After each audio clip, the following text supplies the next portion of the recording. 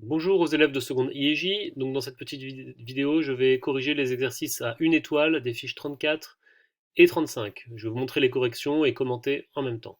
Sur la fiche 34, donc petit rappel sur la somme de deux vecteurs. Donc tout ça, c'est un peu des révisions en fait, hein, mais voilà, ça permet de bien faire le point sur les vecteurs. Donc la relation de Chasles, AB plus BC égale AC, vous voyez avec les flèches, et la règle du parallélogramme, AB plus AC égale AD, diagonale du parallélogramme ABDC. Dans un repère orthonormé, donc là on a vu maintenant avec les coordonnées, ça marche en additionnant coordonnées par coordonnées. Donc si vous avez un vecteur U dont les coordonnées sont x, y et un vecteur V dont les coordonnées sont x', y', eh bien U plus V a pour coordonnées x plus x', y plus y'. On additionne d'une part les abscisses et d'autre part les ordonnées. Voilà. Alors, venons maintenant aux exercices. L'exercice 1. Construire le représentant d'origine A du vecteur U plus V en utilisant la relation de Chasles. Alors, on l'avait déjà fait celui-là, mais pas de problème pour le revoir rapidement. On part du point A, on rajoute le vecteur U, donc c'est-à-dire qu'on recopie cette flèche-là à partir du point A. Donc ça va faire cette flèche qui est comme ça, et ensuite, au bout de cette flèche U, on met la flèche V, comme ça on pourra appliquer la relation de Chasles. On aura U qui va jusqu'ici, et ensuite V qui part de là et qui va jusqu'ici. Et on va arriver ici. Et donc notre vecteur, ce sera celui-là. Alors, on peut en profiter pour voir aussi au niveau des coordonnées. Ici, vous voyez, il n'y a pas d'origine, mais on a des carreaux, et donc on est capable de voir les coordonnées des vecteurs. Par exemple, le vecteur U, son abscisse, c'est 3. Vous voyez, ça fait 3 carreaux vers la droite. Le vecteur V, son abscisse, c'est 0. On se déplace ni vers la droite ni vers la gauche. L'ordonnée de U, c'est 1. On monte de 1 carreau. L'ordonnée de V, c'est 2. Donc pour avoir les coordonnées du vecteur U plus V, eh bien on additionne les abscisses, donc 3 plus 0, donc ça fait une abscisse de 3, et on additionne les ordonnées, donc 1 plus 2, ça fait une ordonnée de 3. Donc ça veut dire que le vecteur U plus V, ses coordonnées, ce sont 3 et 3. 3 d'abscisse, 3 d'ordonnées. Donc 3 carreaux vers la droite, 3 carreaux vers le haut, et on arrive ici, ça fait bien ce vecteur-là comme je l'avais indiqué.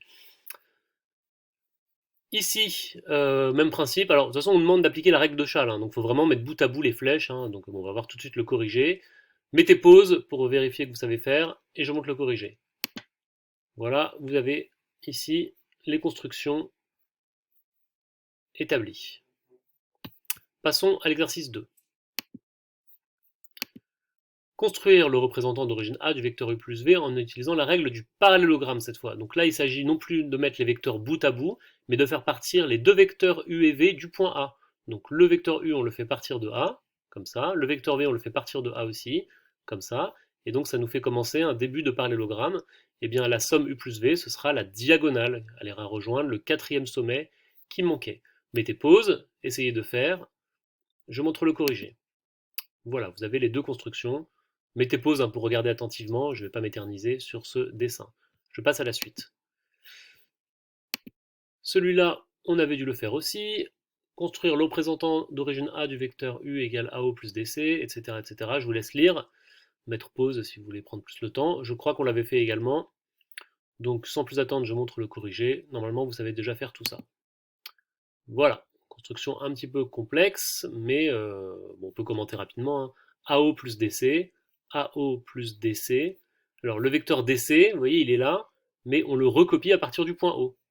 Voilà, c'est la même flèche qui est décalée, parce qu'elle part de haut, et donc ça nous fait le vecteur U, qui est ici. Représentant d'origine C du vecteur V égale BC plus DO, eh bien BC, il va comme ça vers le haut, donc on peut le refaire partir du point C. Hop, on retrouve le vecteur BC, et on rajoute le vecteur DO. Et le vecteur DO, eh bien, il est ici, mais si on le recopie à partir de ce point-là, ça descend par ici. Et donc ça nous fait notre vecteur V qui est là. Voilà, je ne commande pas la dernière construction, je pense que ça maintenant c'est bon pour tout le monde. Exercice suivant. Dans un repère orthonormé, on donne les points A de coordonnées moins 2, 3, B, 1, 5, C, moins 1, moins 4.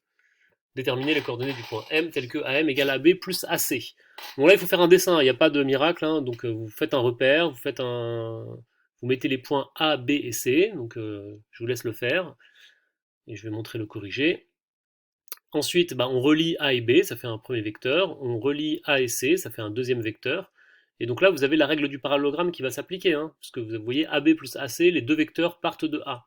Donc le point M, ça va être le sommet du parallélogramme ABMC.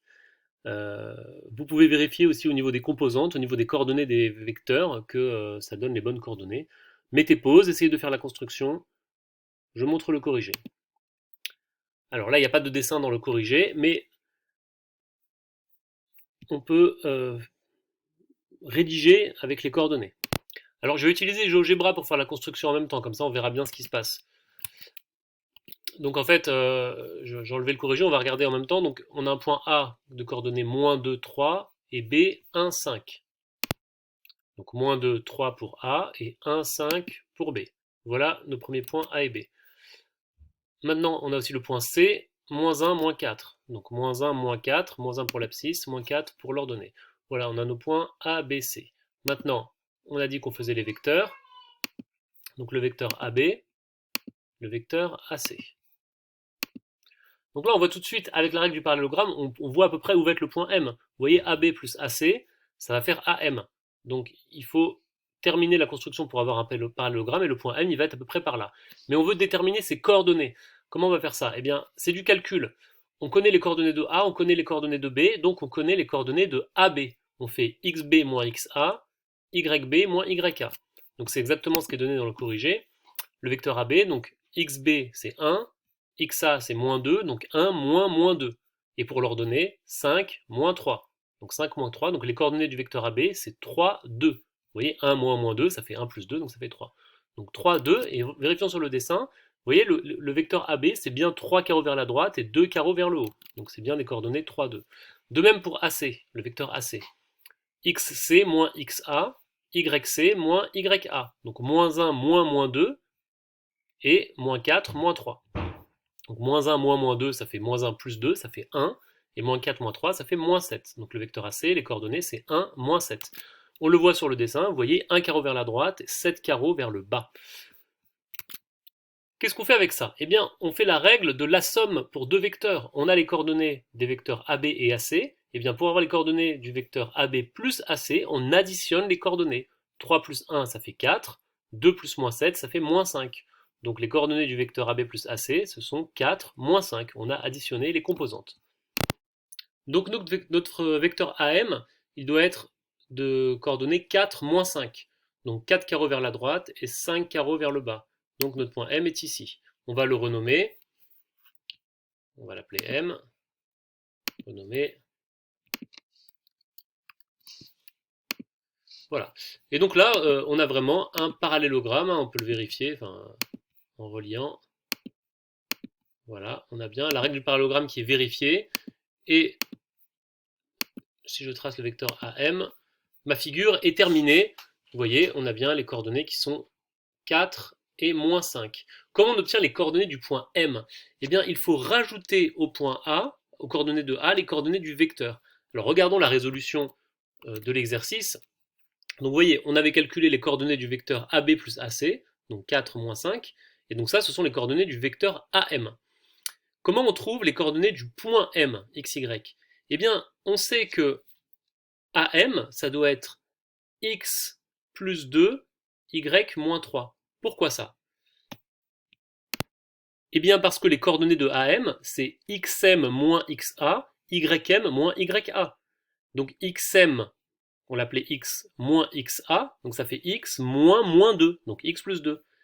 Et ym moins yk, ça fait, on l'appelait y moins 3, donc y moins 3.